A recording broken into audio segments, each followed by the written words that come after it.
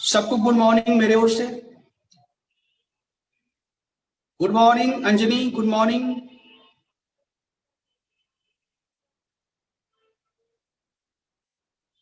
जितना हो सके Pawan Pandey good morning. Jyoti good morning. Komal good morning. Pallavi good morning. Munmun good morning.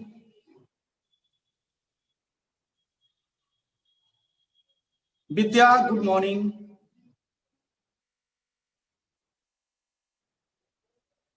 चलिए हम लोग क्लास को शुरू करते हैं। क्योंकि समय कम होता है, केवल 2 घंटे का समय होता है, उसी में हम लोग को गुड मॉर्निंग भी करना होता है और इसके बाद उसी में हम लोग को इतना बड़ा विषय, इतिहास अपने आप में एक व्यापक विषय है, उसका अध्ययन करना भी पड़ता है। तो जैसा कि आप जानते हो कि पिछले क्लास में हम लोग चर्चा कर रहे थे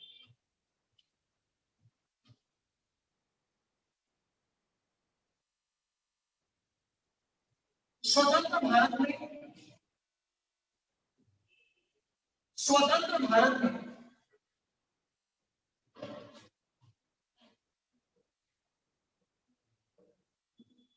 देशी राज्यों का विलय, देशी राज्यों का विलय, इस टॉपिक के बारे में हम लोग अध्ययन कर रहे हैं। पिछले क्लास में आप सभी को बोर्ड दिखाई दे रहा है? आप सभी बच्चों को बोर्ड नजर आ रहा है? ठीक है, ओके। तो सबसे पहले हम देखेंगे कि स्वतंत्र भारत के सरकार के सामने, स्वतंत्र भारत के सरकार के समक्ष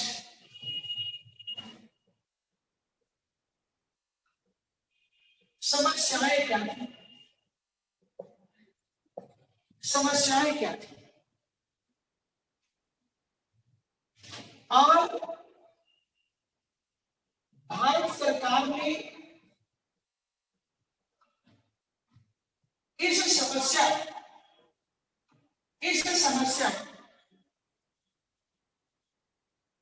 का समाधान कैसे किया, भारत सरकार ने इस समस्या का समाधान कैसे किया? तो आइए बच्चों, सबसे पहले हम जो आधारभूत बातें हैं उसको हम लोग लिख लेते हैं और बीच बीच में हम आपको समझाते रहेंगे, दोनों काम एक साथ होता रहेगा। तो सबसे पहले लिखिए,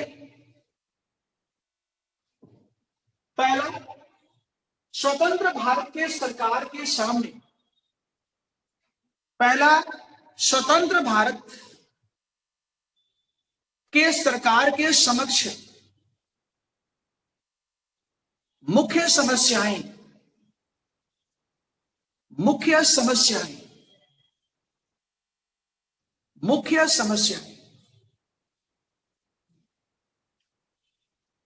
एक डैश दीजिए और डैश देने के बाद पहली समस्या, पहला देखिए, 1947 से पहले, 1947 से पहले, ये हम लोग का पहली समस्या है। 1947 से पहले पूरे भारत में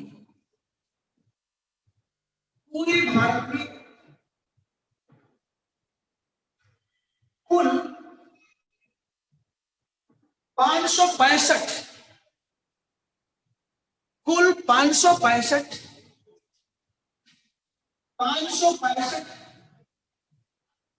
देशी रियासतें विद्यमान थी। देशी रियासतें विद्यमान थी जो भारत के कुल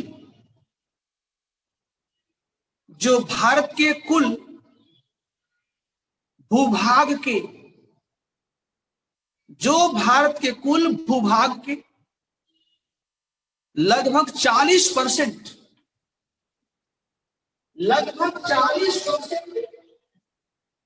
क्षेत्र पर शासन कर रही थी। लगभग 40% क्षेत्र पर शासन कर रही थी। ये सबसे पहला हमारा चुनौती, यह सबसे पहला हमारे सामने समस्या है। अब लिखिए दूसरी समस्या, सेकेंड प्रॉब्लम, दूसरी समस्या। भारत के कुछ क्षेत्रों पर अभी भी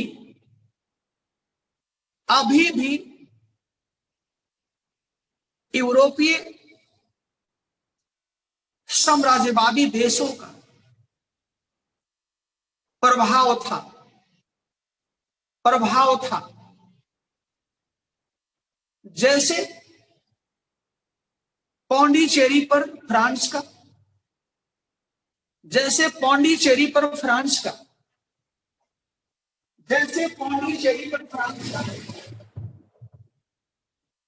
और गोवा पर पौंडीचेरी पर फ्रांस का और गोवा, दमन और दीव पर पुर्तगाली सरकार, गोवा, दमन, दीव पर पुर्तगाली सरकार। ये हमारा दूसरा समस्या है। अब लिखिए तीसरी समस्या। लिखिए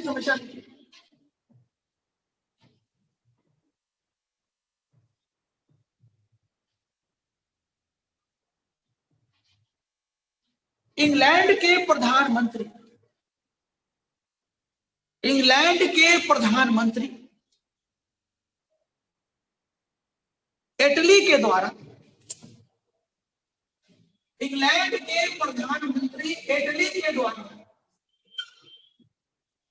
इटली के द्वारा दिया गया वक्तव्य, दिया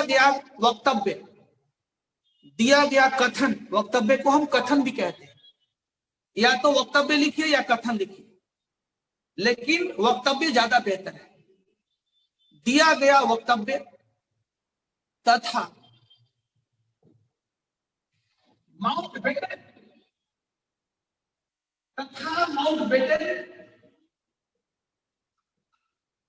द्वारा प्रस्तावित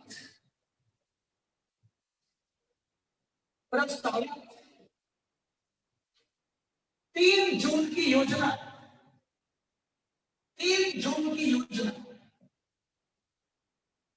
माउंटबेटन द्वारा प्रस्तावित 3 जून की योजना, जिसमें कहा गया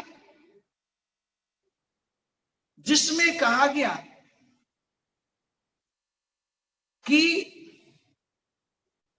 देशी रियासतों के ऊपर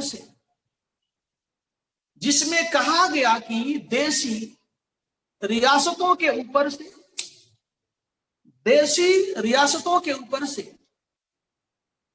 ब्रिटिश सरकार की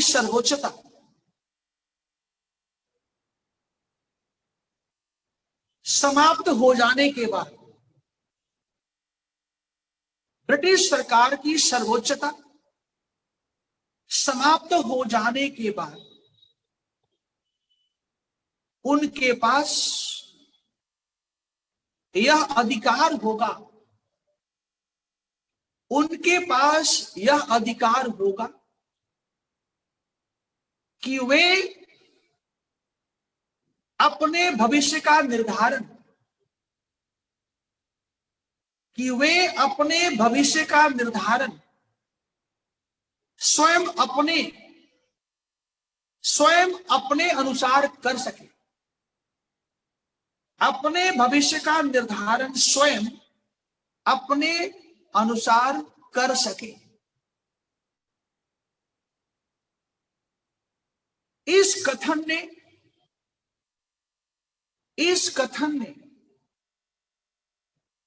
देशी रियासतों के संदर्भ में, इस कथन ने देशी रियासतों के संदर्भ में भारत सरकार की चिंता को और बढ़ा दिया, भारत सरकार की चिंता को और बढ़ा दिया, भारत सरकार की चिंता को और बढ़ा दिया। यानी कि सरकार और चिंतित हो गई कि अब तो इनको अधिकार मिल गया, अब तो हमारी बात को ये बिल्कुल सुनेंगे नहीं, क्योंकि अंग्रेजों ने इनको अधिकार दे दिया। तो बच्चों, हमारे सामने ये तीन सबसे बड़ी चुनौतियां थी और इन चुनौतियों का सामना स्वतंत्र भारत की सरकार ने कैसे किया, इस बड़े योजना को कैसे सफलतापूर्वक प्राप्त किया गया, समाधान किया गया, अब हम लोग इसके बारे में विचार करें। तो अगला हेडिंग डालिए, स्वतंत्र भारत की सरकार।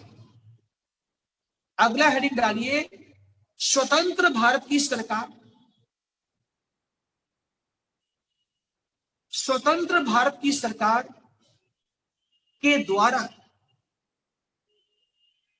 भारतीय संघ में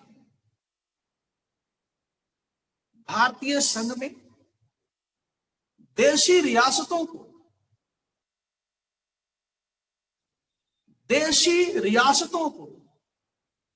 सम्मिलित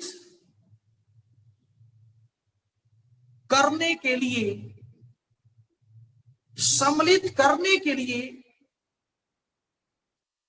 प्रस्तावित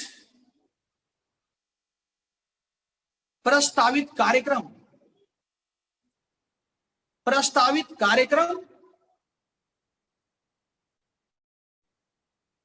देशी रियासतों को भारतीय संघ में सम्मिलित करने के लिए प्रस्तावित कार्य पद्धति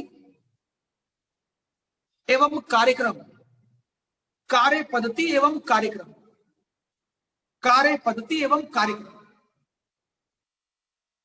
अब यहां पर एक डैश दीजिए, डैश देने के बाद लिखिए सबसे पहला उनका क्रिया पद्धति क्या था। सबसे पहला क्रिया पद्धति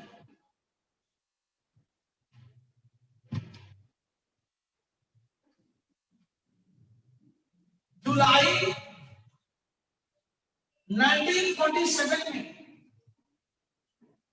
ये हम लोग का पहला क्रिया पद्धति होगा। जुलाई 1947 में स्वतंत्र भारत की सरकार ने, जुलाई 1947 में स्वतंत्र भारत की सरकार ने एक देशी रियासत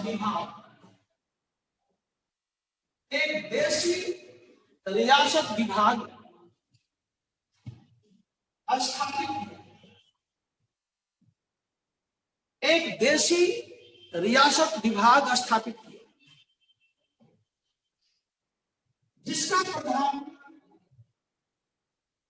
सरदार पटेल को बनाया गया।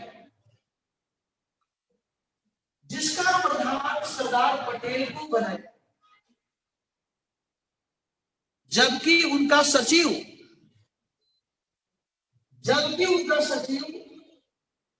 बीपी मेनन को बनाया गया,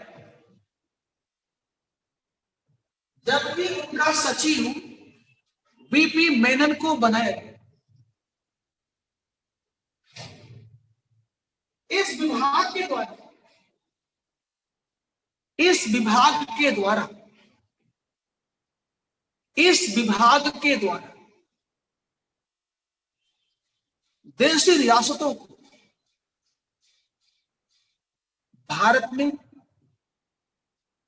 सम्मिलित करने के लिए एक प्रस्ताव दिया गया। इस विभाग के द्वारा देशी रियासतों को भारतीय संघ में सम्मिलित करने के लिए एक प्रस्ताव प्रदान किया गया, जिसमें कहा गया विदेश नीति,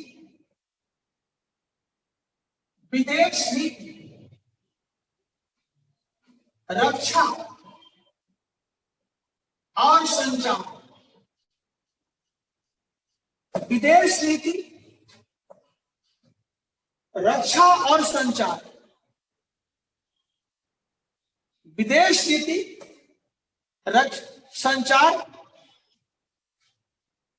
संचार और रक्षा, इन तीन मुद्दों को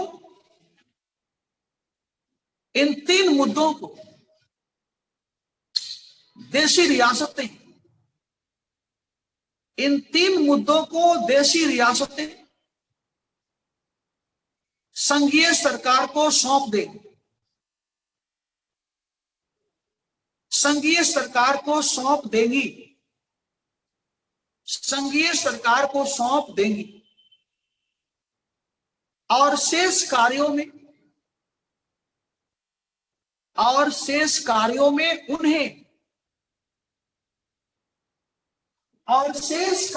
उन्हें स्वायत्तता प्रदान किया जाएगा।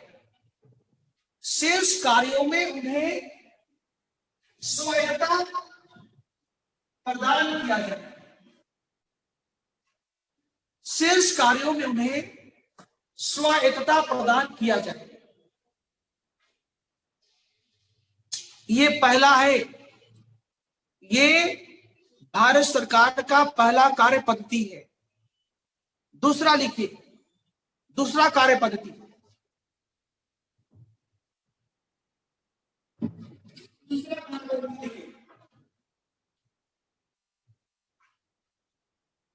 दूसरा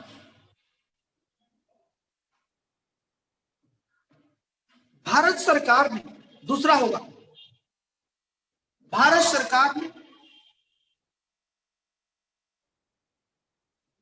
लॉर्ड माउंटबेटन से भी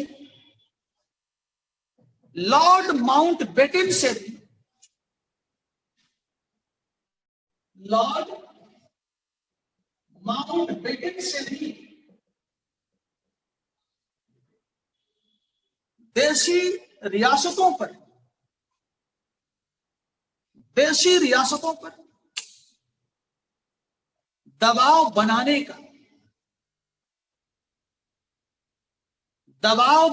का आग्रह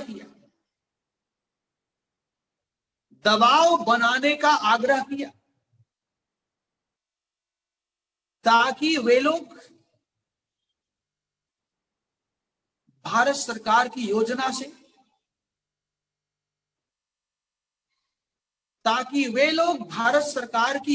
से सहमति व्यक्त कर सके।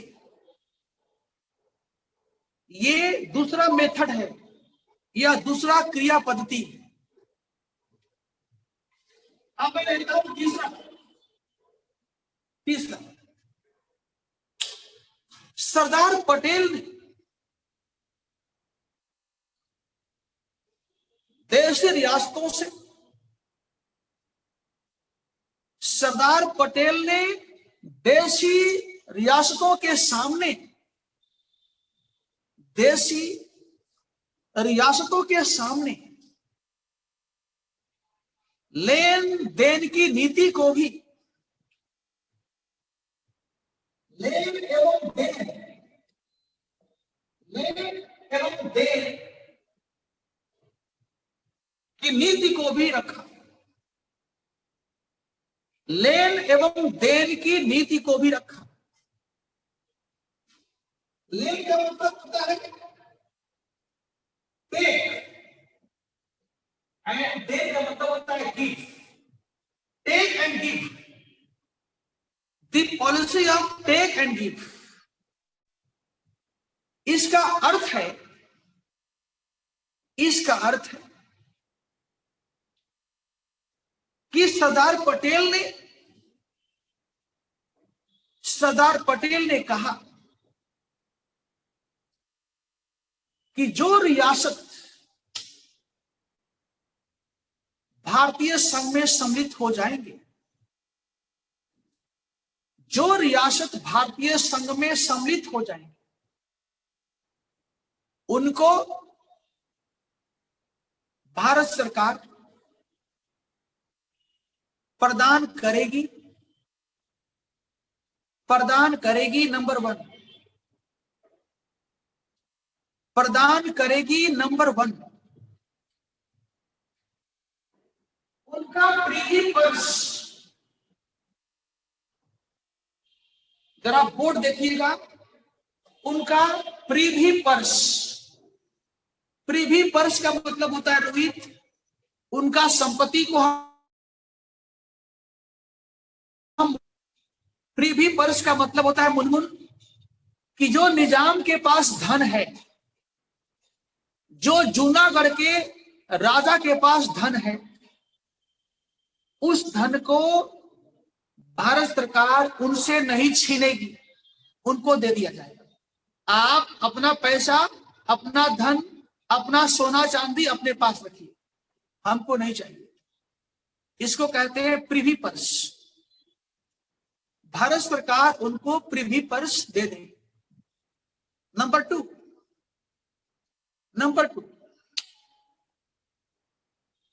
ऐसे रियासतों के,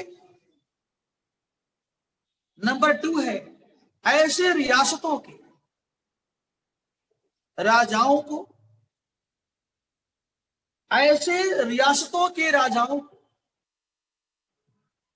भारतीय संघ में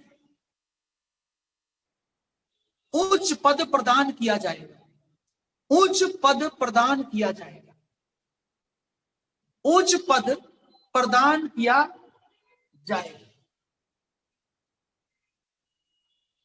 जैसे किसी राज्य का गवर्नर, जैसे किसी राज्य का गवर्नर बनाना, जैसे किसी राज्य का गवर्नर बनाना,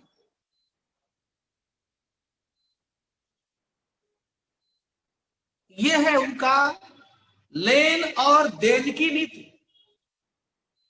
देना क्या है? आपको प्रीवी पर्स दे दिया जाए, भारतीय संघ में बड़े पद आपको दिया जाए। और लेना क्या है कि आपको जो अपना संप्रभुता है उसे भारतीय सरकार को समर्पित करना हो, यानी आप एक स्वतंत्र राज्य नहीं रहेंगे, आप एक संप्रभु शासक नहीं रहेंगे, आपको भारतीय संविधान को स्वीकार करना पड़ेगा, आपको संघीय शासन को स्वीकार करना पड़ेगा। यह आपको देना है और ये आपको लेना है। यह हुआ तीसरा कार्य पद्धति। अब लिखिए चौथा कार्य पद्धति। चौथा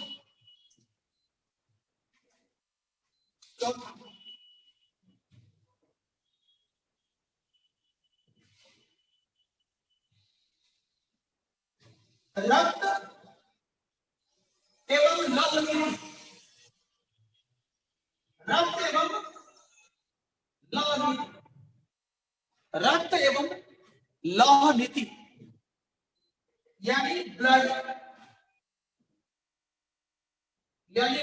and iron policy, blood and the iron policy, blood and iron policy Balban की नीति है। ठीक है, बात आपने कहा। देखिए, सरदार पटेल ने देशी रियासतों को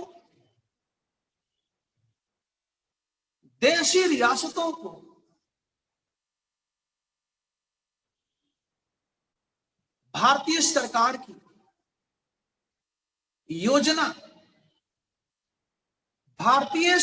की योजना न स्वीकार करने पर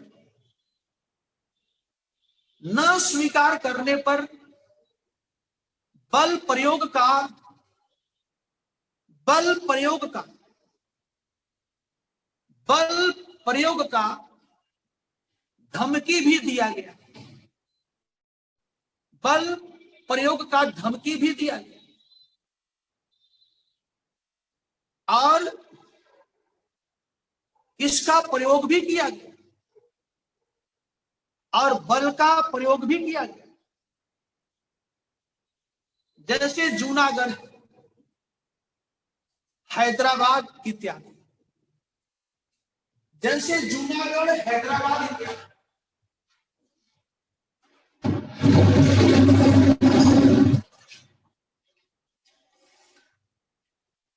जैसे जूनागढ़, हैदराबाद इत्यादि। ठीक है, अगला पॉइंट लिखिए। पांचवा मेथड है, पांचवा कार्य पद्धति। हाँ, जम्मू भी है, जम्मू कश्मीर भी है ज्योति, आपने सही कहा। अगला लिखिए, अगला कार्य पद्धति। भारतीय राजाओं में भावनात्मक स्तर पर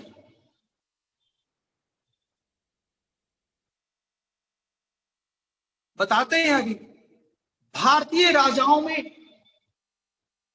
भावनात्मक स्तर पर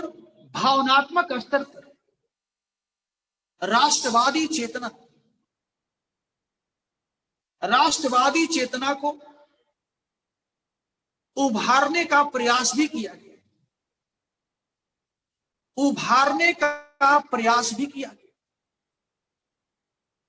जैसे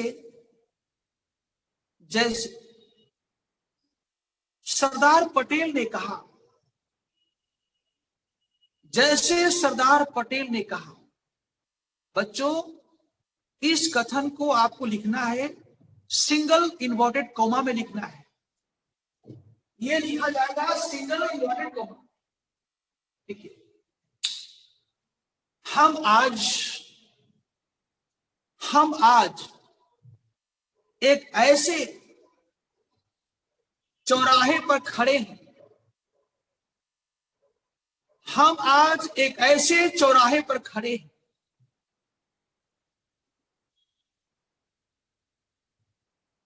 जिसके सामने भारत का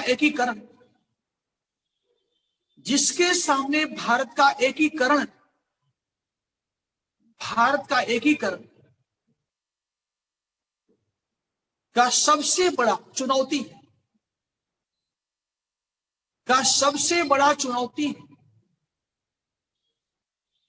आइए हम सब मिलकर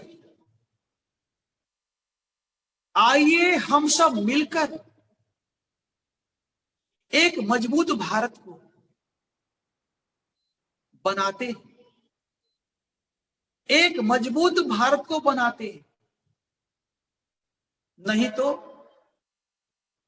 आने वाली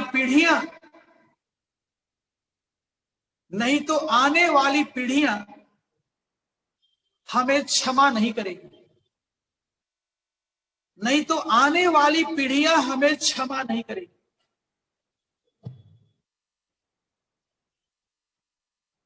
इसको क्लोज कर दीजिए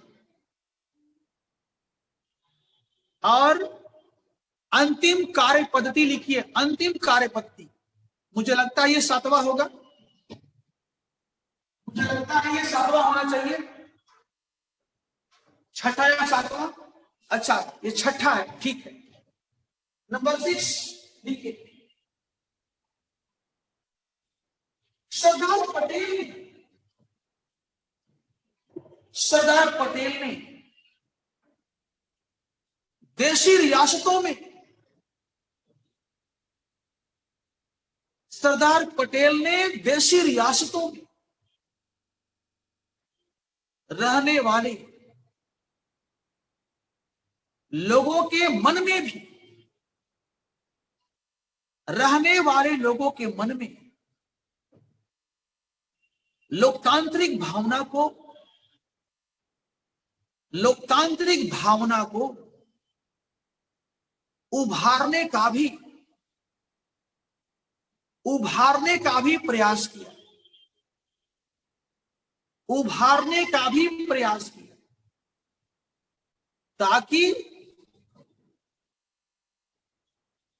ताकि एक जन आंदोलन के माध्यम से, ताकि एक जन आंदोलन के माध्यम से उस देशी रियासत को, उस देशी रियासत को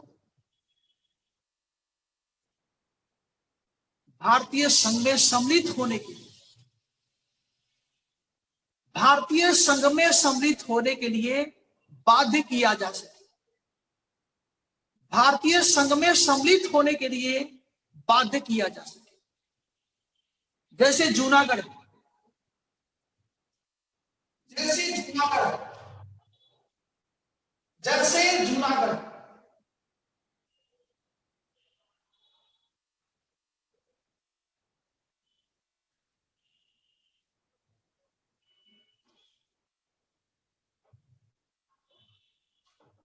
लास्ट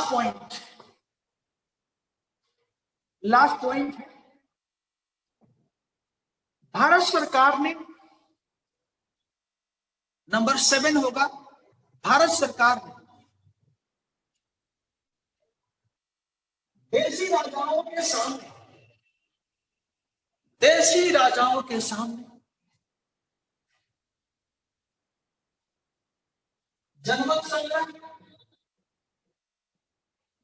जनमत संग्रह नंबर 1, नंबर 2 चुनाव, नंबर 2 चुनाव आदि के द्वारा,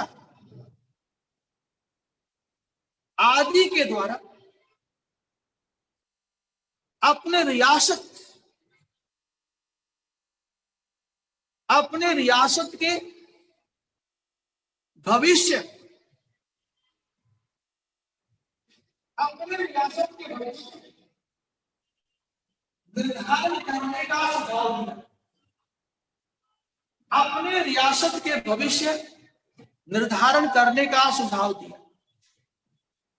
बच्चों इसका मतलब है, देखो जो पंडित नेहरू है,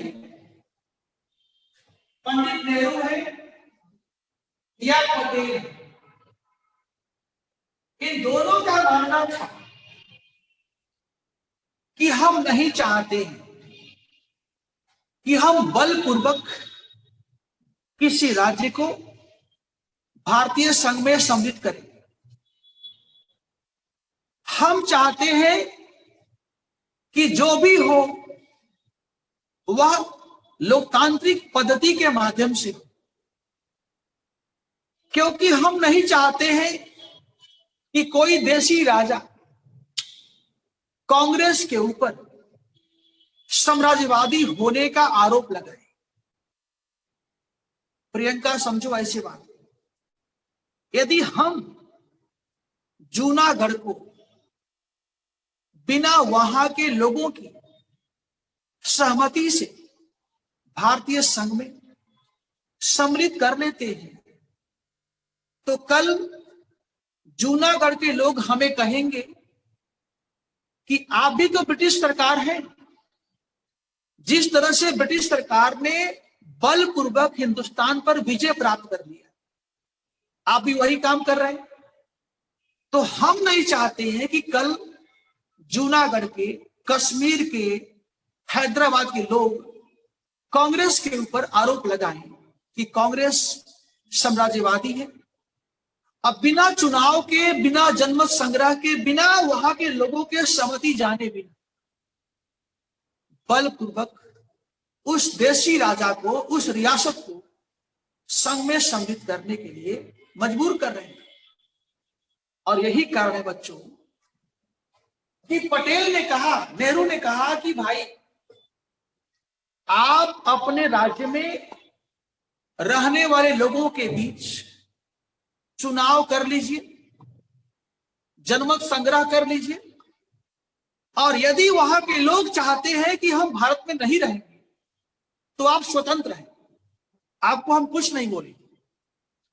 लेकिन हम चाहते हैं कि जब जूनागढ़ के हिंदू लोग हैं, वहां का शासक मोहब्बत खान है, जूनागढ़ का शासक मोहब्बत खान है, हैदराबाद का शासक उस्मान अली है, जब निजाम चाहता है, जब निजाम और मोहब्बत खान चाहते हैं कि हम जूनागढ़ को पाकिस्तान में मर्ज करेंगे, निजाम चाहता है कि हैदराबाद एक स्वतंत्र राज्य बनेगा, लेकिन वहां के 80% जनसंख्या यह मानती है कि नहीं, जूनागढ़ भारतीय संघ में सम्मिलित होगा, हम भारत के साथ रहना चाहते हैं, तो इस कंडीशन में हमें बल का प्रयोग करना पड़ेगा। इसलिए बेहतर यही होगा कि आप अपने से चुनाव, जनमत संग्रह के माध्यम से ये काम कर लीजिए, और नहीं करेंगे तो हमें अंतोगत्वा वहां के लोगों के लिए हमें बल का प्रयोग करना पड़ेगा। तो बच्चों, ये जो है कांग्रेस जो है उसका कार्य पद्धति है, उसका कार्यक्रम है। अब हम अगला पॉइंट देखते हैं, इसका प्रभाव क्या है। देखिए, इसका प्रभाव लिखिए, प्रभाव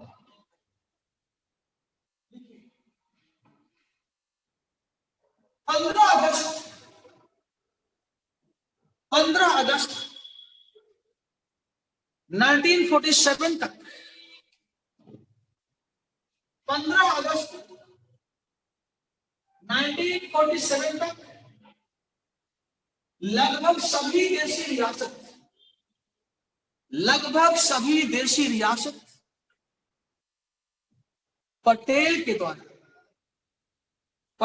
के द्वारा प्रस्तावित योजना को स्वीकार कर लिया। केवल 3 को छोड़कर,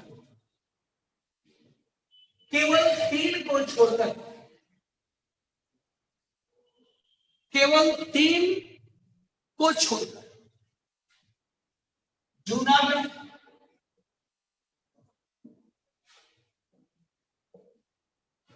हैदराबाद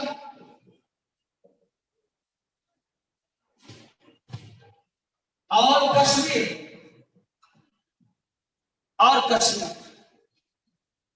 जूनागढ़, हैदराबाद और कश्मीर। अब सबसे पहले लिखिए जूनागढ़।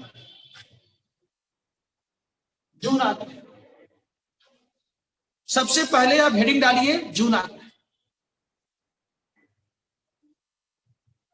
देखिए, गुजरात के काठियावाड़ में,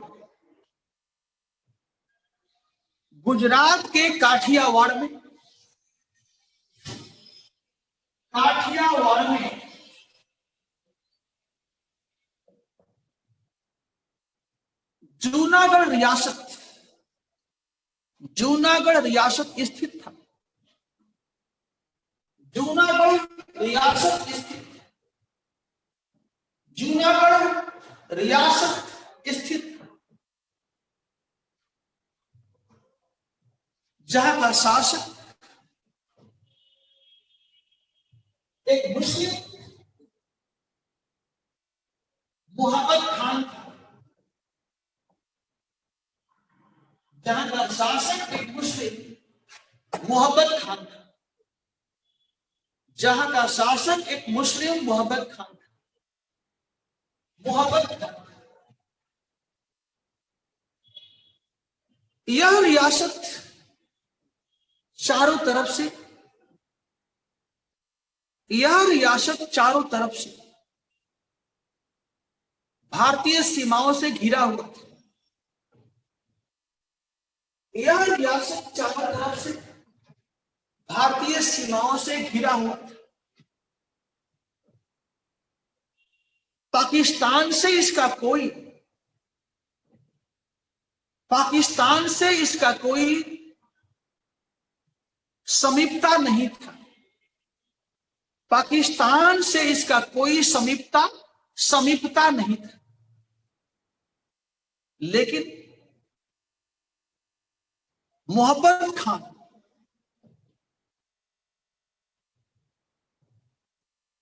वहां के नागरिकों की इच्छा के विरुद्ध, वहां के नागरिकों की इच्छा के विरुद्ध जूनागढ़ रियासत को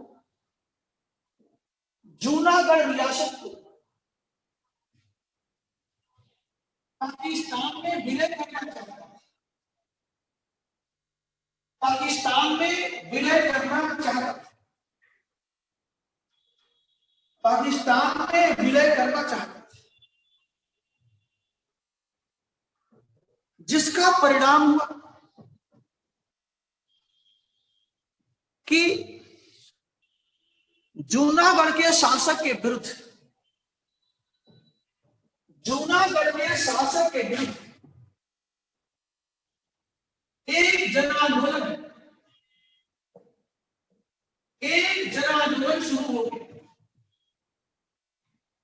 एक जन आंदोलन शुरू हो गया। एक जन आंदोलन शुरू हो गया और मोहम्मद खान पाकिस्तान भागने के लिए मजबूर हो गया। पाकिस्तान भागने के लिए मजबूर हो गया। पाकिस्तान भागने के लिए मजबूर हो गया।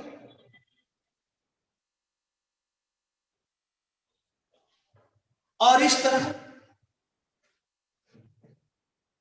जूनागढ़ के दीवान, और इस तरह जूनागढ़ रियासत के दीवान शाहनवाज भुट्टो, शाहनवाज भुट्टो, शाहनवाज भुट्टो के सिफारिश पर, शाहनवाज भुट्टो के सिफारिश पर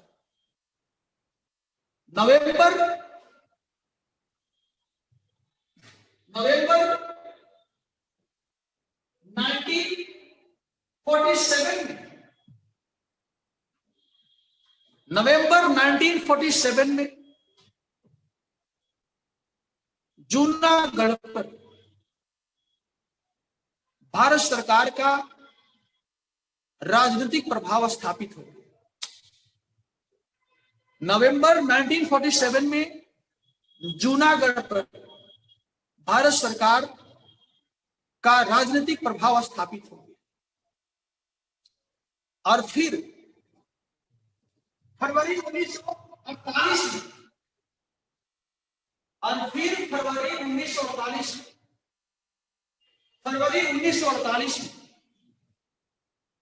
एक जनमत संग्रह के द्वारा,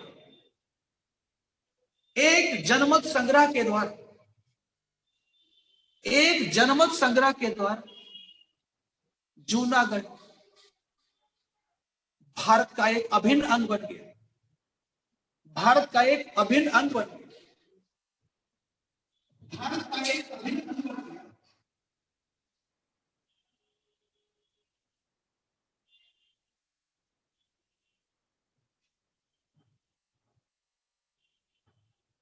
जूनागढ़ भारत का एक अभिन्न अंग बन गया। अगला हेडिंग डालिए हैदराबाद। अगला हैदराबाद।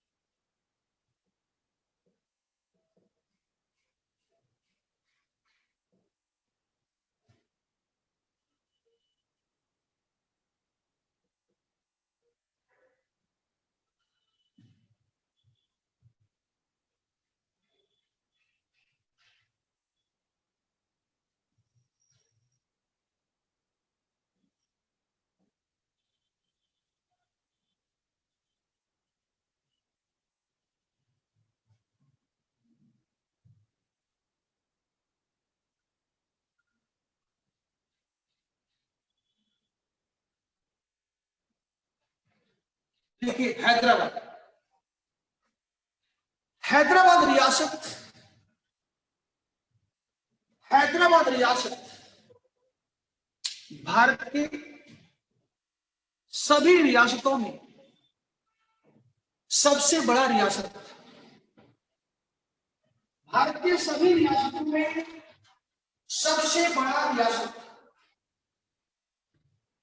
सबसे बड़ा रियासत, सबसे बड़ा रियासत, सबसे बड़ा रियासत, जहां उस्मान अली, जहां का निजाम उस्मान अली था, जहां का निजाम उस्मान अली था।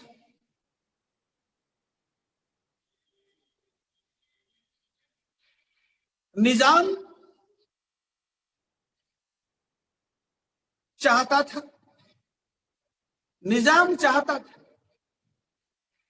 कि हैदराबाद को न तो भारत में और न ही पाकिस्तान में, न तो भारत में और न ही पाकिस्तान विलय करना है, विलय करना है, बल्कि वह एक आजाद, बल्कि वह एक आजाद हैदराबाद का स्वप्न देख रहा था। एक आजाद हैदराबाद का स्वप्न देख रहा था।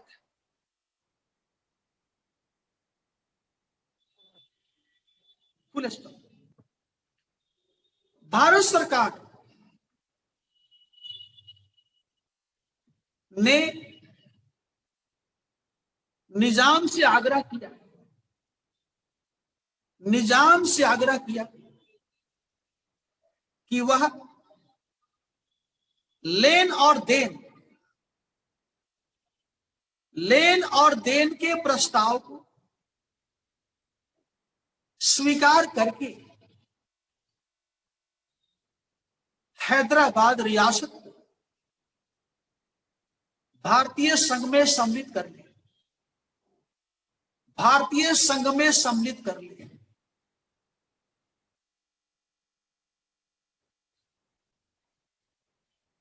जबकि दूसरी ओर निजाम पाकिस्तान के मदद से, पाकिस्तान के मदद से भारत सरकार के साथ संघर्ष करने के लिए, पाकिस्तान के मदद से भारत सरकार के साथ संघर्ष करने के लिए एक सेना का भी गठन कर लिया, एक सेना का भी गठन कर दिया, एक सेना का भी गठन कर दिया।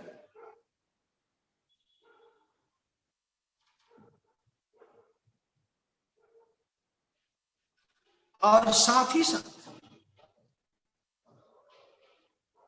निजाम को सहायता देने के लिए, निजाम को सहायता देने के लिए और हैदराबाद में निजाम विरोधी, हैदराबाद में निजाम विरोधी जन आंदोलन को दमन करने के लिए एक सांप्रदायिक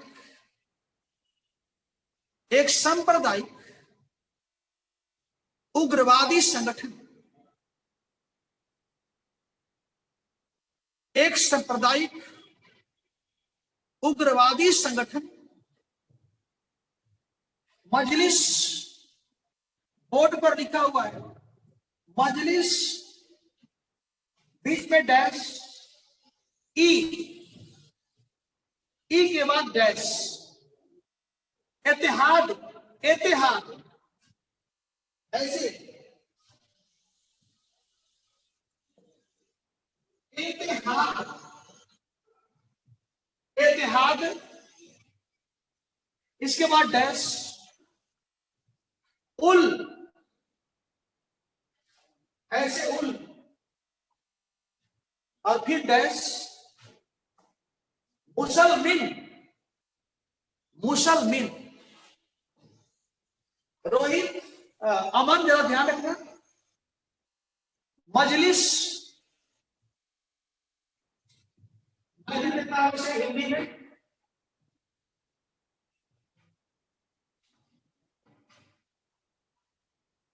मजलिस ए इत्तेहाद, इत्तेहाद उल डैश मुसलमिन, मुसलमिन, मुसलमिन नामक संगठन के नेता, नामक संगठन के नेता कासिम रिजवी, कासिम रिजवी, कासिम रिजवी के नेतृत्व में एक रजाकार नामक, एक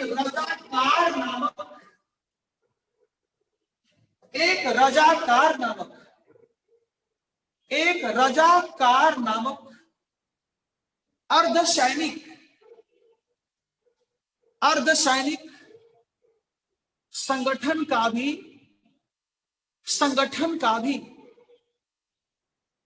स्थापना किया गया, संगठन का भी गठन किया गया, जो लोगों पर दमन कर रहा था, जो लोगों पर अत्याचार कर रहा था,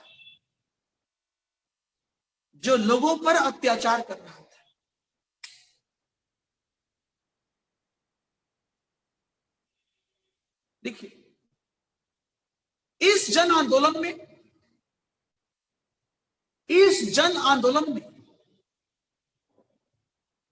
और दो धाराओं का मुख्य भूमिका रही, और दो धाराओं का मुख्य भूमिका नहीं और दो धाराओं का मुख्य भूमिका। जैसे जैसे नंबर 1, 1946 के उत्तरार्ध 1946 के उत्तरार्ध से ही 1946 के उत्तरार्ध से ही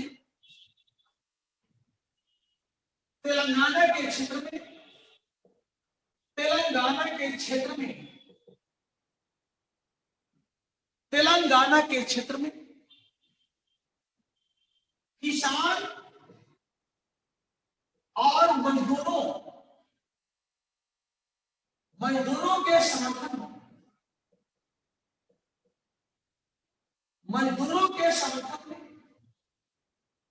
कम्युनिस्ट आंदोलन चल रहा था।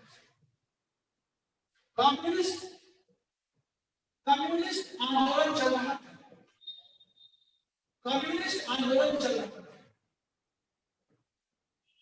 कम्युनिस्ट आंदोलन चल रहा था। नंबर 2, हैदराबाद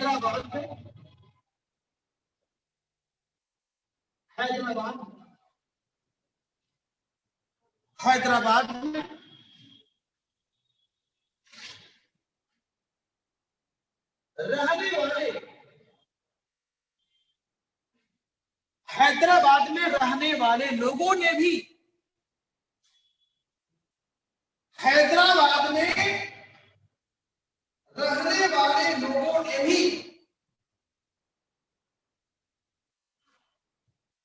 एक हैदराबाद स्टेट कांग्रेस एक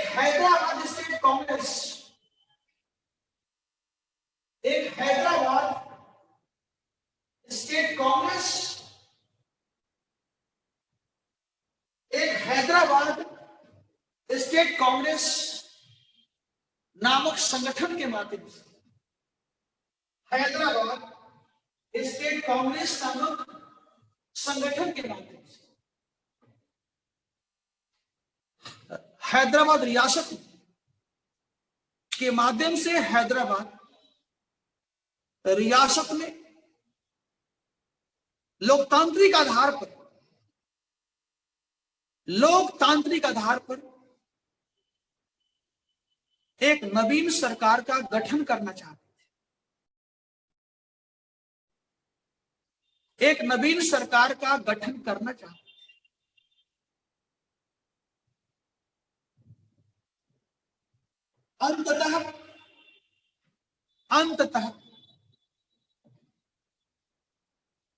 अंततः सितंबर 1948 में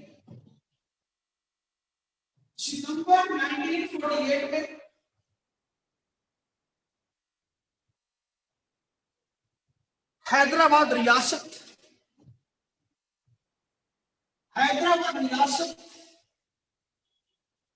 के लोगों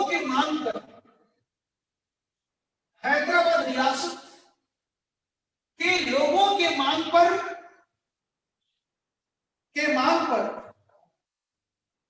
ठीक है, भारत सरकार ने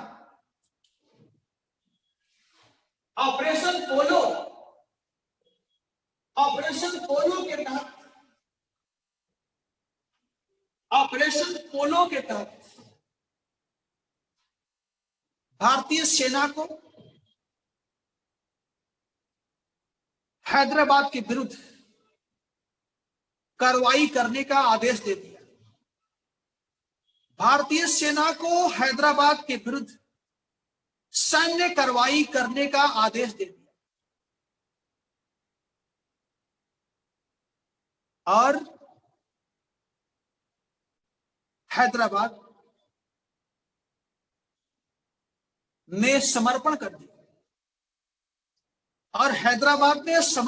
दिया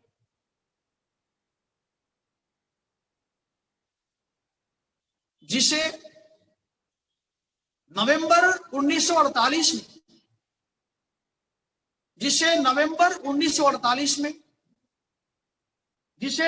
1948 में भारतीय संघ में पूरी तरह से सम्मिलित कर लिया गया, पूरी तरह से सम्मिलित कर लिया गया, तथा भारतीय सरकार ने अपनी उदारता का परिचय देते हुए, अपनी उदारता का परिचय देते हुए, अपनी उदारता का परिचय देते हुए निजाम के हठधर्मिता के बाद, निजाम के हठधर्मिता के बावजूद, निजाम के हठधर्मिता के बावजूद उसे हैदराबाद रियासत का प्रमुख बनाया, उसे हैदराबाद रियासत का प्रमुख बनाया तथा उसका प्रिवी पर्स भी लौटा दिया गया, तथा उसका प्रिवी पर्स भी वापस कर दिया, क्योंकि भारत सरकार का उद्देश्य निजाम से उसका धन छीनना नहीं था। भारत सरकार का उद्देश्य निजाम से उसका धन छीनना नहीं था, उसका धन छीनना नहीं था, बल्कि राष्ट्र का निर्माण करना था, बल्कि एक नवीन राष्ट्र का निर्माण करना था, बल्कि एक नवीन राष्ट्र का निर्माण करना।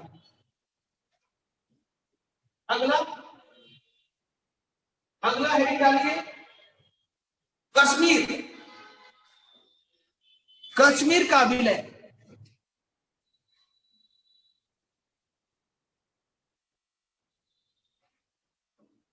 कश्मीर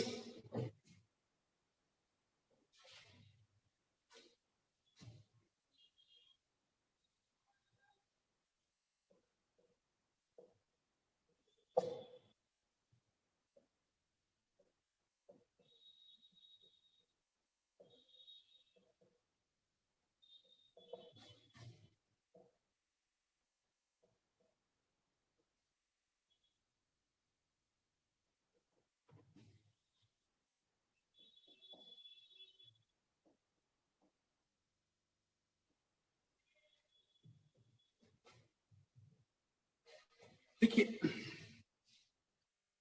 कश्मीर का शासक राजा हरि सिंह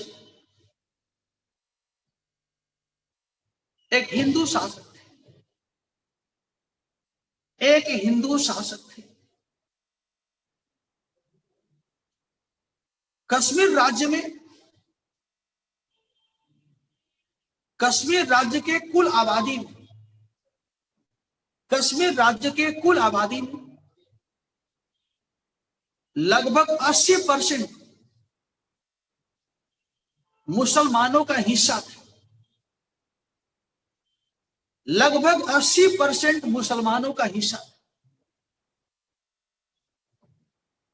जबकि शेष 20%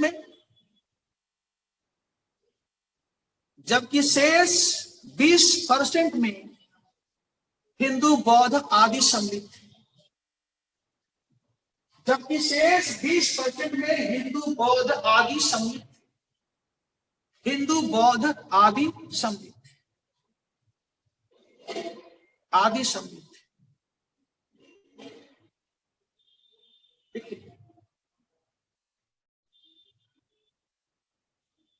राजा हरि सिंह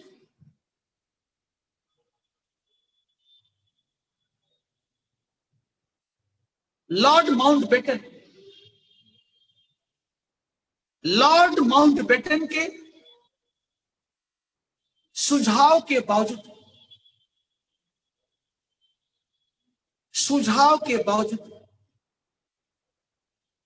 कश्मीर के रियासत को कश्मीर के रियासत को न तो भारत न तो पाकिस्तान में सम्मिलित करते हुए एक स्वतंत्र राज्य के रूप में, एक स्वतंत्र राज्य के रूप में स्थापित करना चाहते थे, स्थापित करना चाहते थे। जबकि पाकिस्तान इस रियासत को अपने साथ मिलाना चाहता था, अपने साथ मिलाना चाहता था।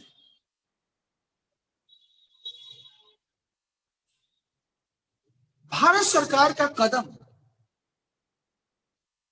भारत सरकार का कदम और कार्यक्रम लोकतांत्रिक था, लोकतांत्रिक था। वह बदलती हुई परिस्थितियों का आकलन कर रहा था,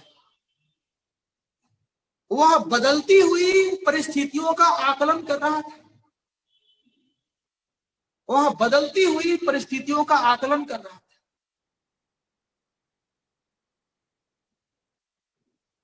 पैरा बदलकर 20 अक्टूबर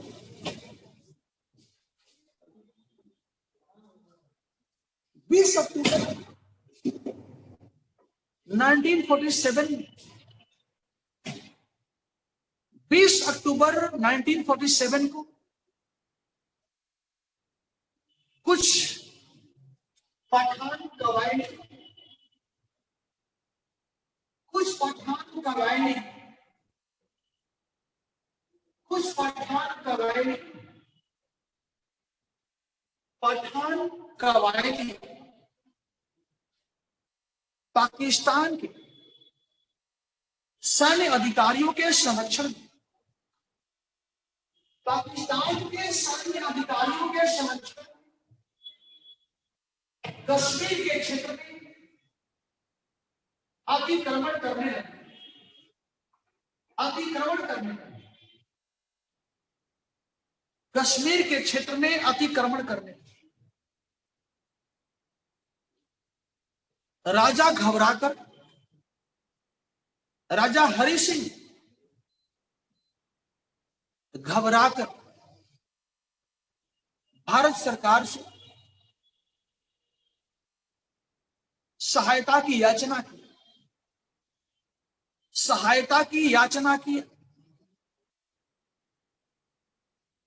सहायता की याचना की।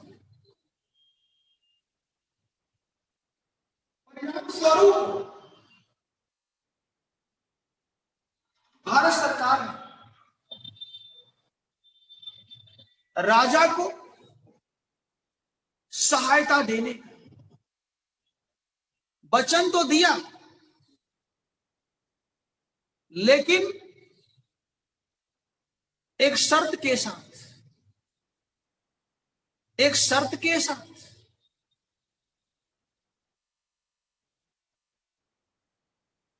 डैश देकर के कश्मीर के क्षेत्र का निर्धारण, कश्मीर के क्षेत्र के भविष्य का निर्धारण, कश्मीर के क्षेत्र का भविष्य का निर्धारण, परिणाम स्वरूप अक्टूबर 1947 में, अक्टूबर 1947 में हरि सिंह ने एक प्रस्ताव के द्वारा कश्मीर क्षेत्र को भारतीय संघ में सम्मिलित कर दिया, भारतीय संघ में सम्मिलित कर दिया।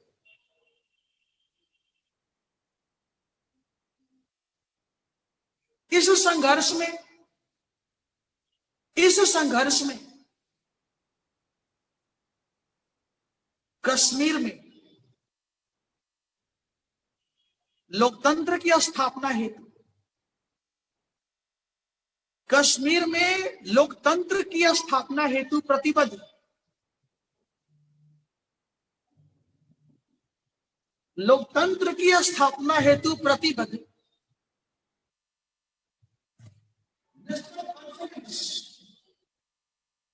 नेशनल कॉन्फ्रेंस का प्रमुख शेख अब्दुल्ला,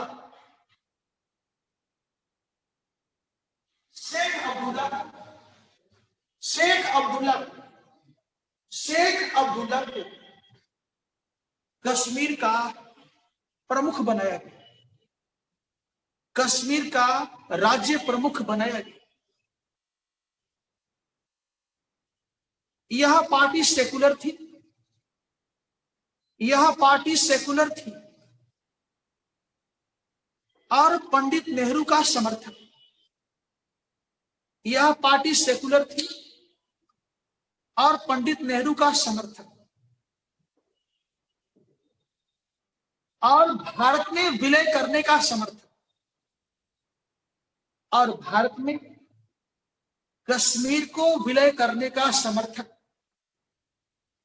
और भारत में कश्मीर को विलय करने का समर्थक। पैरा बदल, लेकिन इस समस्या का समाधान नहीं हो पाया, लेकिन इस समस्या का समाधान नहीं हो पाया। कश्मीर के मुद्दे को लेकर भारत पाकिस्तान के बीच सैन्य संघर्ष चलता है, भारत पाकिस्तान के बीच सैन्य संघर्ष चलता रहा।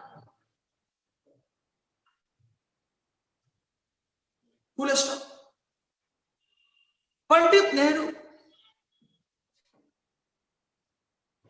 माउंटबेटन के सुझाव पर, माउंटबेटन के सुझाव पर कश्मीर की समस्या को यूएनओ के पास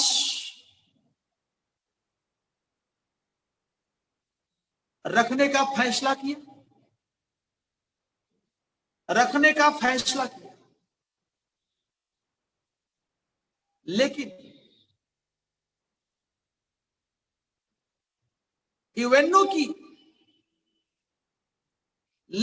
यूएनओ की सुरक्षा परिषद,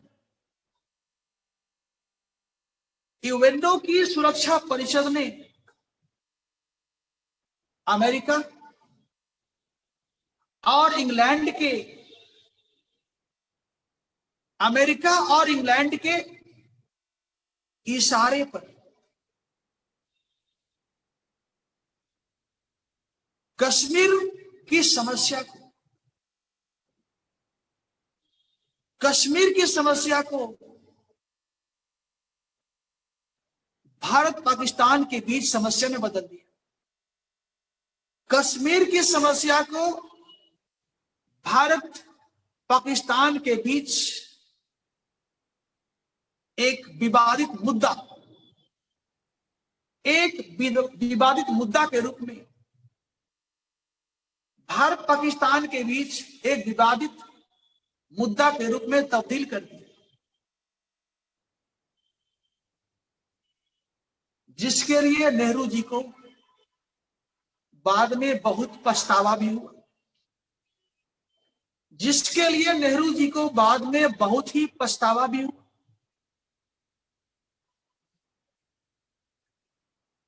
दिसंबर 1948 में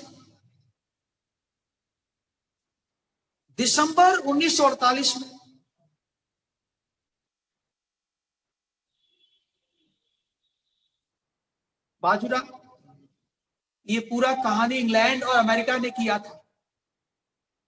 भाई ये कश्मीर की समस्या एक लोकल समस्या थी, कश्मीर की समस्या एक लोकल समस्या थी। लेकिन इंग्लैंड ने क्या किया कि पाकिस्तान का पक्ष लेते हुए सुरक्षा परिषद को समझा दिया कि यह कश्मीर की समस्या नहीं है, बल्कि यह समस्या इंडिया और पाकिस्तान की समस्या है जो आज तक बनी हुई है। देखिए, हाँ, जबकि क्या था, द्विपक्षीय मुद्दा था, बिल्कुल सही बात है। देखिए, दिसंबर 1948 में सुरक्षा परिषद के कहने पर, सुरक्षा परिषद के प्रस्ताव के द्वारा, एक प्रस्ताव के द्वारा दोनों देशों के बीच युद्ध विराम की घोषणा कर दी गई। युद्ध विराम की घोषणा कर दी गई और इस तरह कश्मीर का उत्तरी भाग, कश्मीर का उत्तरी भाग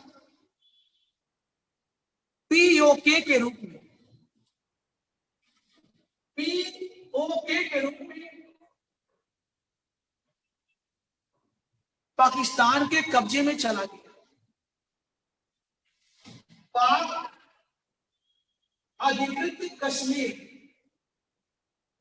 पाक अधिकृत कश्मीर के रूप में पाकिस्तान के कब्जे में चला गया, पाकिस्तान के कब्जे में चला गया, जबकि शेष भाग भारत के कब्जे में रहा, जबकि शेष भाग भारत के कब्जे में रहा।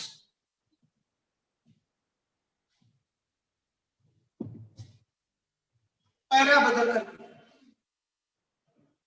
उल्लेखनीय है कि सुरक्षा परिषद ने कश्मीर समस्या के समाधान के लिए, कश्मीर समस्या के समाधान के लिए यह भी प्रावधान बनाया था, यह भी प्रावधान किया था, यह भी प्रावधान किया था कि कश्मीर की समस्या का समाधान, कि कश्मीर की समस्या का समाधान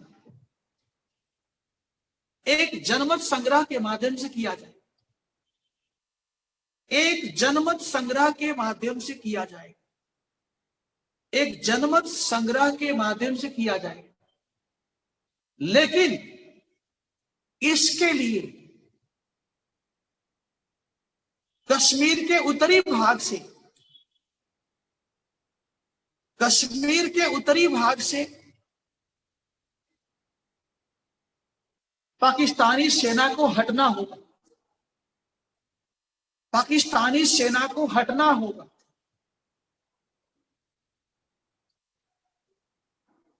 दुर्भाग्यवश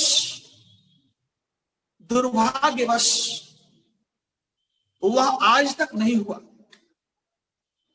दुर्भाग्यवश वह आज तक नहीं हुआ।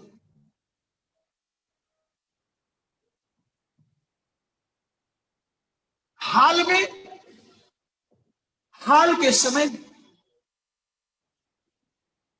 भारत सरकार ने कश्मीर को 370 आर्टिकल के तहत, 370 आर्टिकल के तहत, 370 आर्टिकल के तहत भारतीय संविधान दिया गया विशेष दर्जा को समाप्त करते हुए, विशेष दर्जा को समाप्त करते हुए एक संसदीय प्रस्ताव के द्वारा, एक संसदीय प्रस्ताव के द्वारा भारतीय संघ में पूरी तरह से सम्मिलित कर दिया गया, भारतीय संघ में पूरी तरह से सम्मिलित कर दिया, पूरी तरह से सम्मिलित कर दिया गया, जो वर्तमान में लद्दाख, जो वर्तमान में लद्दाख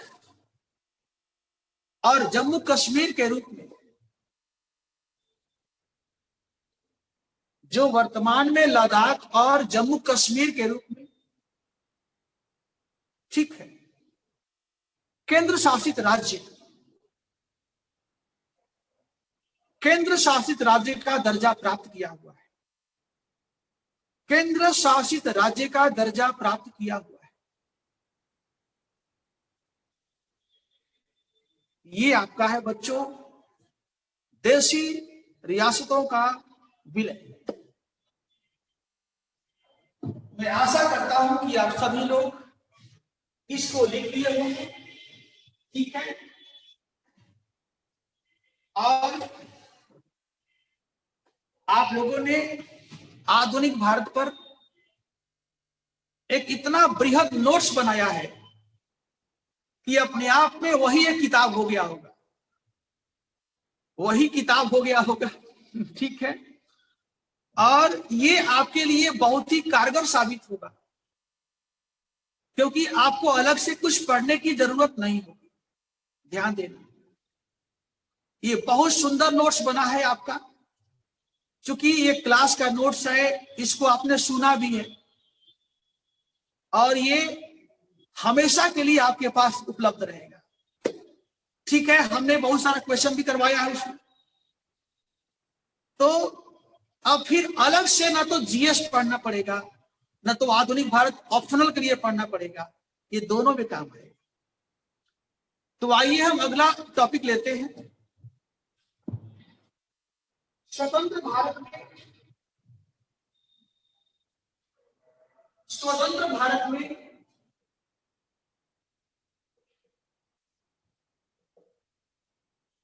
राज्यों का पुनर्गठन, राज्यों का पुनर्गठन, राज्यों का पुनर्गठन, स्वतंत्र भारत में राज्यों का पुनर्गठन। अमन सही आप बोले, इसमें हमने बहुत सारी किताबों को लिखवाया है, मतलब बहुत हमारे पास जो भी किताब आई है उन सबको हमने सम्मिलित किया है, ठीक है। और सबसे बड़ी बात है कि हम लोग एक व्हाट्सएप ग्रुप से जुड़े, तो व्हाट्सएप ग्रुप जो है हमारा कोर्स खत्म होने के बाद भी हम लोग के पास रहेगा। हमारा नंबर आपके पास है, कोई दिक्कत होगा तो आप हमेशा हमको लिख कर भेजेंगे कि सर ये नहीं समझ में आया, हम सहायता करें। बस मेरा यही इच्छा है कि आप पास कर जाइए, आप पास कर जाइए, सफल हो जाइए। मेरा सबसे बड़ा जो है चिंता यही रहेगी और अपेक्षा यही रहेगी। तो आइए हम लोग आगे बढ़ते हैं। स्वतंत्र भारत में राज्यों का पुनर्गठन, यदि आज ये समाप्त हो जाता है, मुश्किल है, तो कल से हम सोचे हैं वर्ल्ड हिस्ट्री शुरू करने के लिए। और वर्ल्ड हिस्ट्री में अधिक समय नहीं लगेगा, क्योंकि आधुनिक भारत का सिलेबस थोड़ा बड़ा है। इसका सिलेबस बड़ा है, एक तो पोस्ट इंडिपेंडेंस है, उसके बाद इंडिपेंडेंस है, उसके बाद प्री इंडिपेंडेंस है, यानी इसमें 3 चीज है, प्री इंडिपेंडेंस, इंडिपेंडेंस और पोस्ट इंडिपेंडेंस। तो ये थोड़ा सा बड़ा है, ठीक है। अब यहां सबसे पहला हमारा सवाल है कि स्वतंत्र भारत में राज्यों का पुनर्गठन की आवश्यकता क्यों पड़ी, आवश्यकता क्यों पड़ी, आवश्यकता क्यों पड़ी। स्वतंत्र भारत में राज्यों के पुनर्गठन की आवश्यकता क्यों पड़ी, मतलब needs to reorganize states in independent India, independent India, ठीक। दूसरा है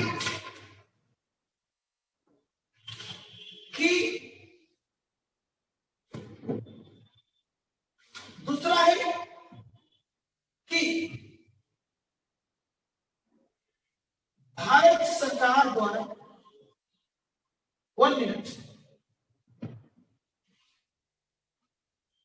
ये पहला हो गया।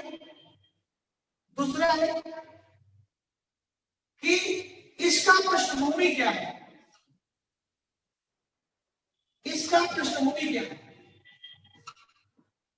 यानी राज्यों के पुनर्गठन का पृष्ठभूमि क्या है। यानी कब से लोग मांग कर रहे थे कि हमें एक नया राज्य चाहिए, हमारे राज्यों को पुनर्गठन किया जाए, ये मांग कब से हो रहा है। और तीसरा है कि स्वतंत्र भारत में राज्यों के पुनर्गठन की समस्या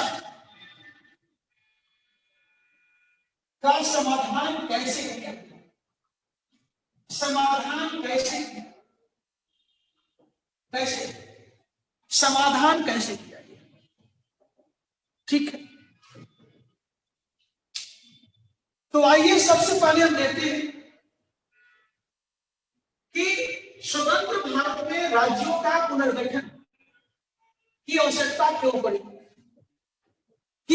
क्यों पड़ी, आप ज्योति सही बोल रही हैं, लेकिन कुछ और पॉइंट्स हम जोड़ना चाहते हैं। तो सबसे पहला पॉइंट आप नोट कीजिए, सबसे पहला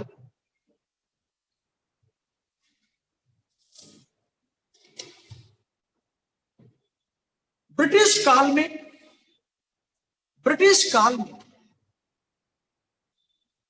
साम्राज्यवादी सरकार के द्वारा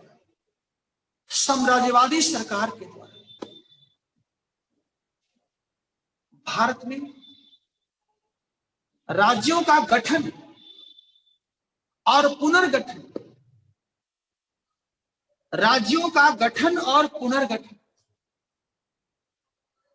अपने साम्राज्यवादी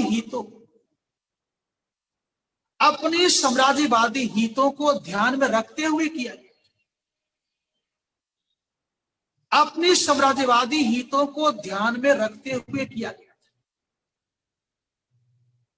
बच्चों, जब टाइम हो जाएगा मुझे बता दीजिएगा, ठीक है ना, क्योंकि मेरे पास अभी घड़ी नहीं है।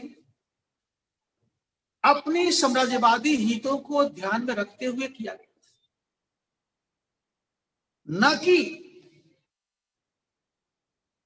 यहां के स्थानीय संस्कृति को ध्यान में रखते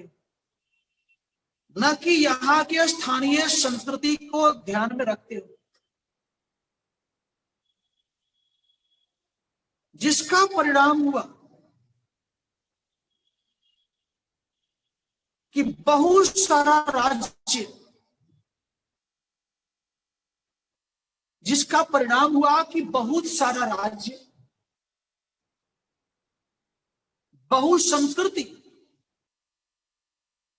बहुसंस्कृति और बहुभाषी हो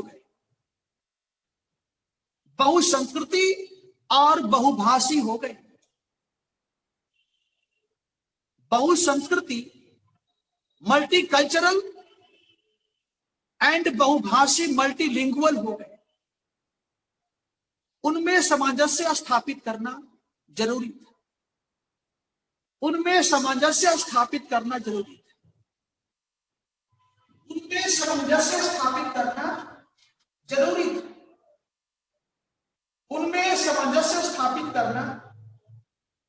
था।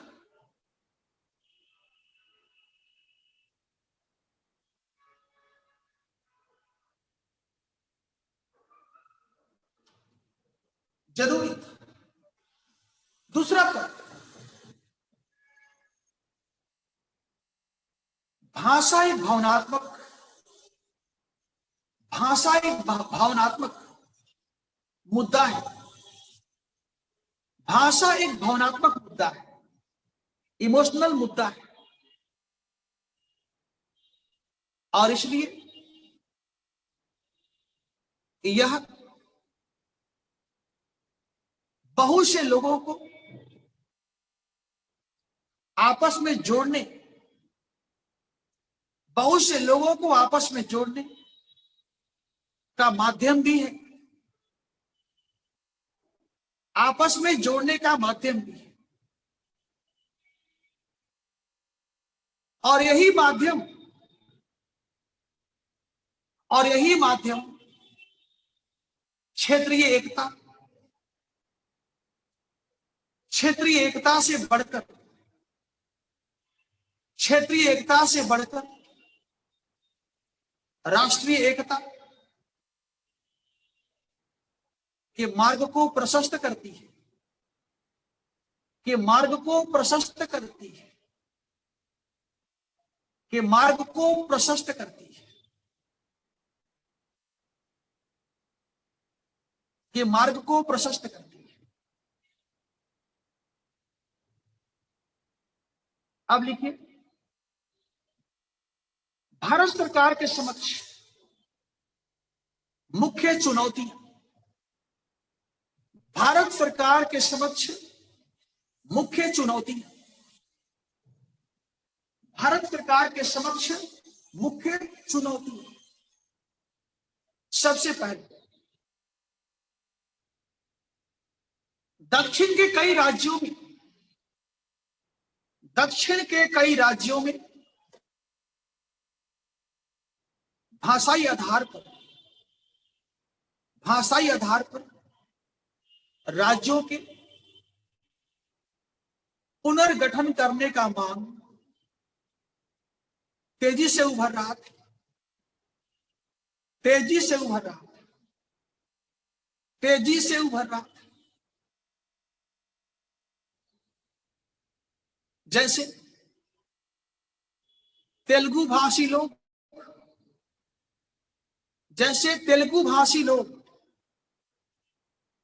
एक अलग आंध्र प्रदेश का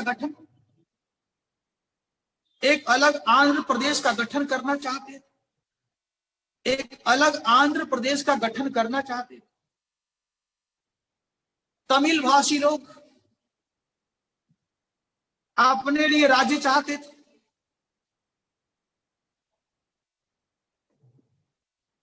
दूसरा, हाल ही में भारत का दूसरा चुनौती है, हाल ही में भारत का धर्म के आधार पर विभाजन हुआ था, धर्म के आधार पर विभाजन हुआ था। भारत सरकार चिंतित थी, भारत सरकार चिंतित थी कि इस जटिल परिस्थिति में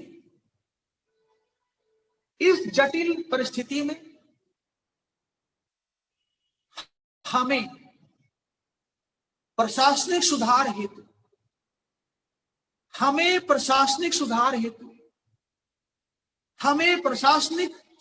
हेतु किसी सांस्कृतिक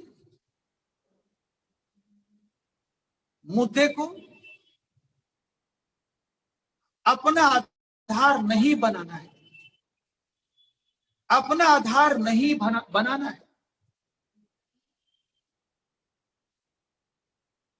जिसका संबंध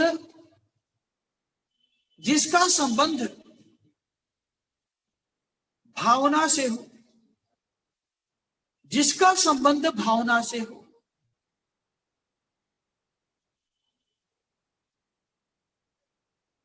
अगला पॉइंट, अगला हेडिंग डालिए, पृष्ठभूमि।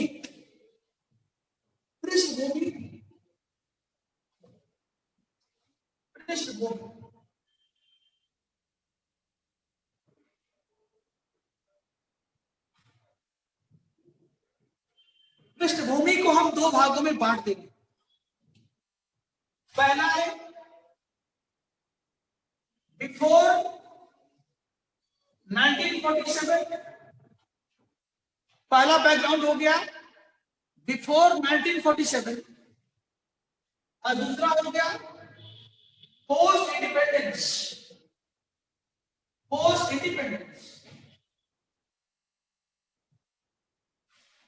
ये हो गया प्री इंडिपेंडेंस और दूसरा हो गया पोस्ट इंडिपेंडेंस। इधर लिखिए, यहां पर 1920,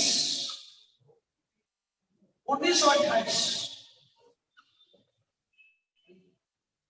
1920 में कांग्रेस के नागपुर सेशन में यह स्वीकार किया गया, कि राज्यों का पुनर्गठन करते समय,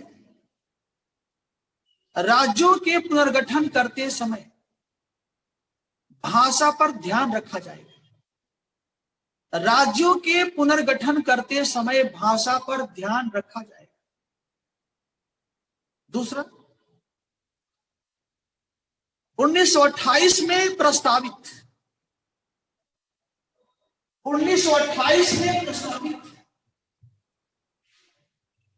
डेल रिपोर्ट में भी यह माना गया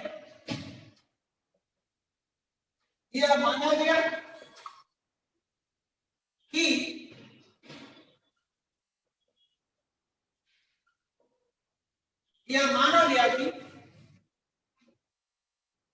राज्यों के पुनर्गठन में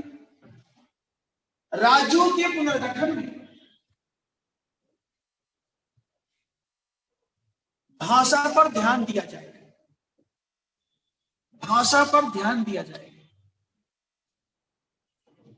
अब आइए लिखिए पोस्ट इंडिपेंडेंस।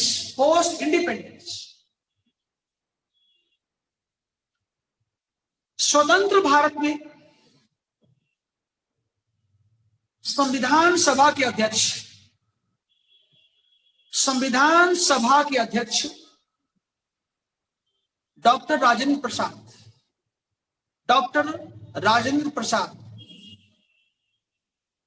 के द्वारा राज्यों के पुनर्गठन हेतु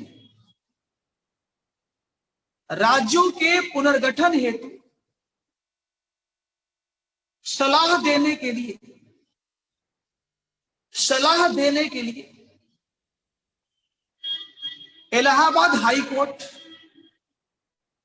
इलाहाबाद हाई कोर्ट के एक रिटायर्ड न्यायाधीश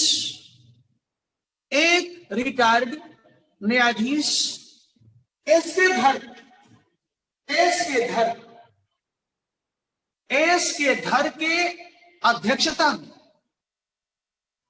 एक समिति का गठन किया गया।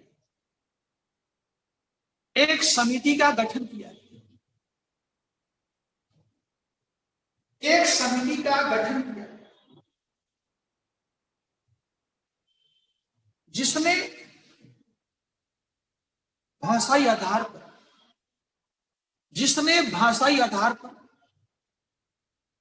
राज्यों के गठन करने के विचार को खारिज कर दिया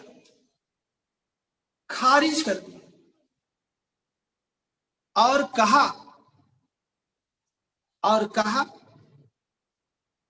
कि फिलहाल हमें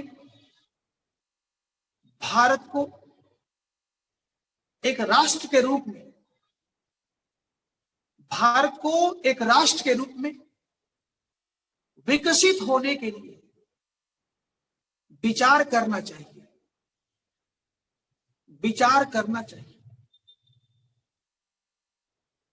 नंबर 2,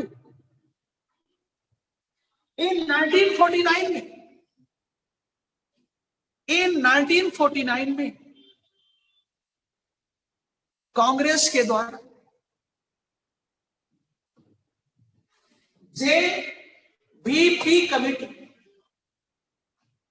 जेवीपी आयोग का गठन किया गया। J means Jawaharlal Nehru, V means Patel, Vallabhbhai Patel, जे का मतलब हो गया बच्चों जलाकर, जब बाहर लाल हो गए जे। भी का मतलब हो गया बल्ला भाई, बल्ला भाई हो गया। अब पी का मतलब हो गया पटाभी, पटाभी सीता रमैया, सीता रमैया, पटाभी सीता रमैया। इस आयोग ने भी कहा कि राज्यों का पुनर्गठन, प्रशासनिक सुविधा, सुरक्षा और आर्थिक विकास, प्रशासनिक सुविधा, सुरक्षा तथा आर्थिक विकास को केंद्र में रखते हुए करना चाहिए, को केंद्र में रखते हुए करना चाहिए। लेकिन इस समिति ने स्वीकार किया कि जब मामला गंभीर हो जाएगा, इसने स्वीकार किया कि जब मामला गंभीर होता जाएगा तो भाषाई आधार पर, तो भाषा के मुद्दा पर भी,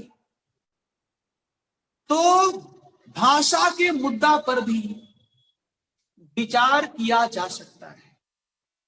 जब मामला गंभीर होता जाएगा तो भाषा के मुद्दा पर भी विचार किया जा सकता है।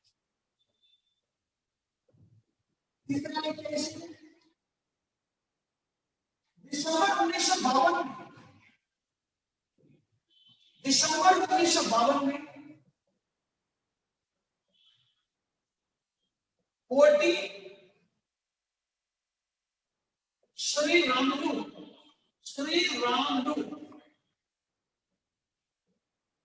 आमरण अनशन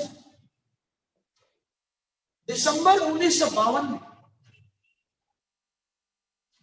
आंध्र प्रदेश का एक प्रसिद्ध गांधीवादी नेता, आंध्र का एक प्रसिद्ध गांधीवादी नेता ओटी श्री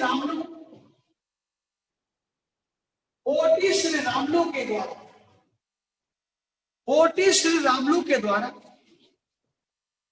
एक पृथक आंध्र प्रदेश,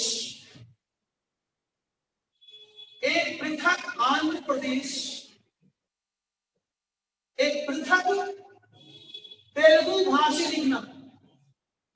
भाषी आंध्र प्रदेश के गठन हेतु आमरण अनशन शुरू किया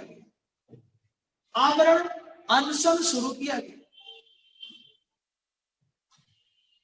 लगभग 56 दिनों के उपवास के बाद, लगभग 56 दिनों के उपवास के बाद इनकी मृत्यु हो गई। स्वाभाविक था कि दक्षिण भारत में इसने राजनीतिक हलचल पैदा कर दी। दक्षिण भारत में राजनीतिक हलचल पैदा कर दी।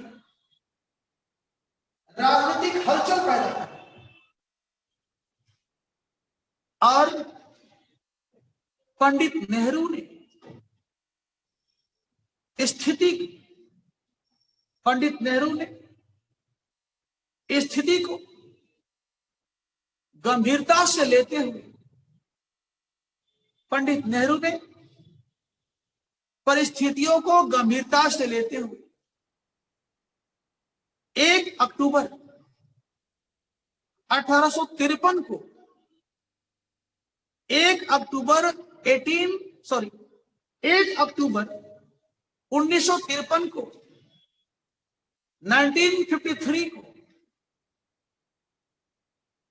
एक पृथक तेलुगु भाषी राज्य के रूप में आंध्र प्रदेश का गठन करने का, आंध्र प्रदेश के गठन करने का प्रस्ताव पारित कर दिया, जो कि स्वतंत्र भारत का भाषाई आधार पर गठित होने वाला पहला राज्य बन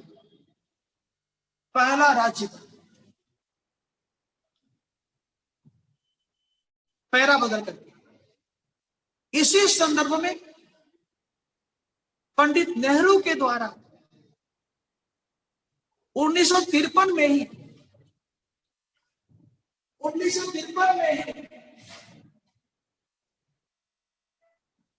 फजल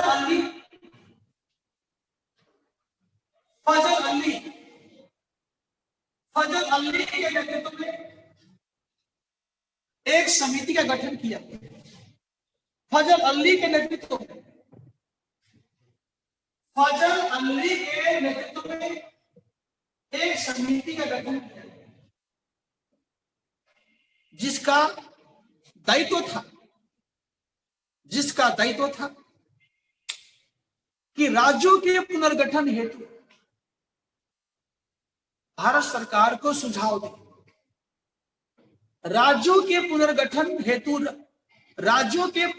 हेतु भारत सरकार को सुझाव दे। परिणाम स्वरूप इस समिति के द्वारा प्रस्तावित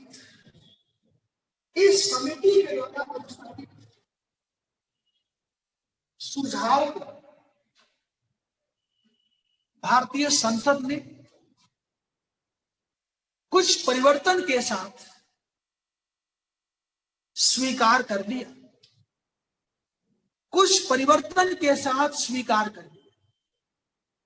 और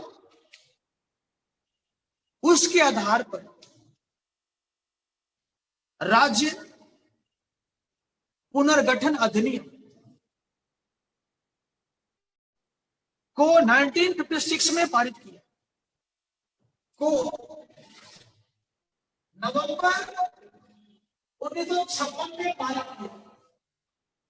नवंबर 1956 में पारित किया,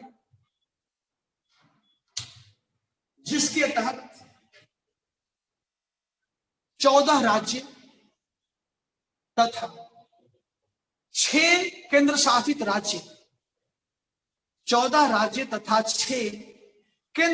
राज्य स्थापित किए गए। लेकिन इस यथार्थ पर ध्यान रखा गया कि भाषा के अतिरिक्त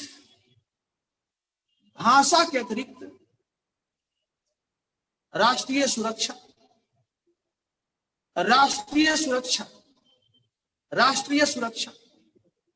प्रशासनिक सुविधा,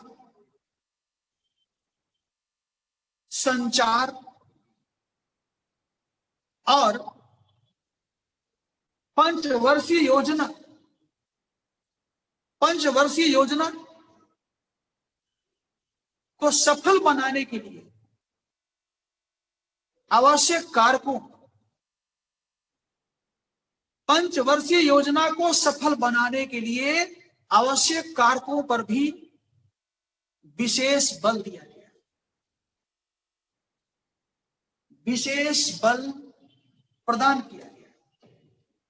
अब यहां पर आप एक क्वेश्चन लिखिए, एक सवाल लिखिए।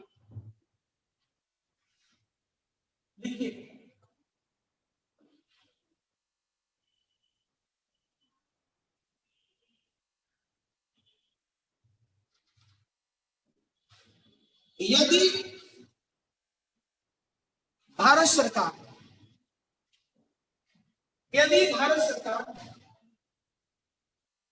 ओटी श्री रामलू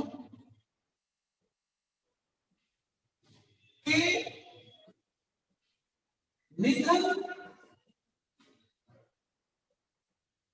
से जनित परिस्थितियों को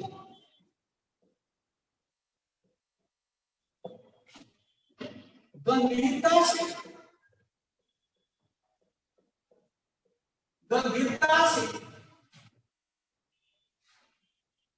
नहीं लिया होता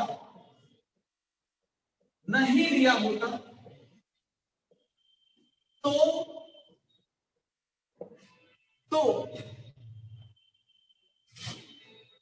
भारत को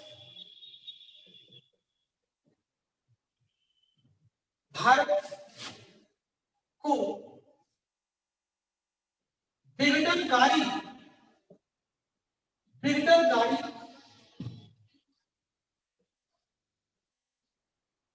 समस्याओं से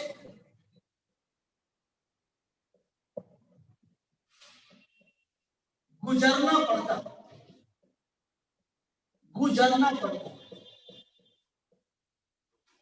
इस कथन का परीक्षण कीजिए।